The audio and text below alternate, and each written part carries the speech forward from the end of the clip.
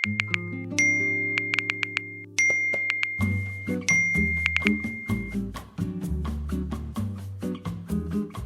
мэдэмжээ. Заасан байна. За, ажил сайн уу?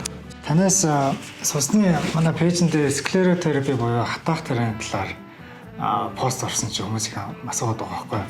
Тэгээд танаас нэг юм асуух гээд. Сусны хатаах терапи болоод RFA эмчилгээ ер нь заавал мэс заслыг шаардлага байд юм уу? Ер нь тэгээд тариад л эмчилж юм та энэ дээр нэг товч хариулт өгөөч. За яг зөвхөн тариад эмчилнэ гэдэг бол арай өрөсгөл ойлголт. За тэр нь яадгүй гэхээр аль суц хаанаа өргөцсөн байгааг мэдчихэж тариа хийн. За үүний тулд эхлээд судасны эхо шинжилгээ өгдөг. За эхо шинжилгээнд дэр хэрвээ энэ судас ч юм уу те өргөцсөн байх юм бол энэ маань угаасаа заавал мэс заслын эмчилгээ хийлгэх буюу нөгөө RFA мэс заслыг заавал хийлгэх ёстой болчиход байгаа. Хэрвээ энэ өргөсөөг мөртлөө зүгээр арьсан дээр харагдаж байгаа өнгөц судас зарим тохиолдолд өргөцсөн байдаг.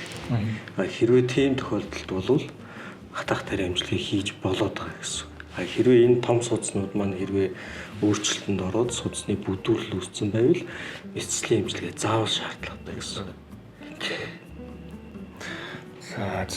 За баярлалаа эмчээ. Энд нэг асуух гэдэг. За баярлалаа эмчээ. Баярлалаа.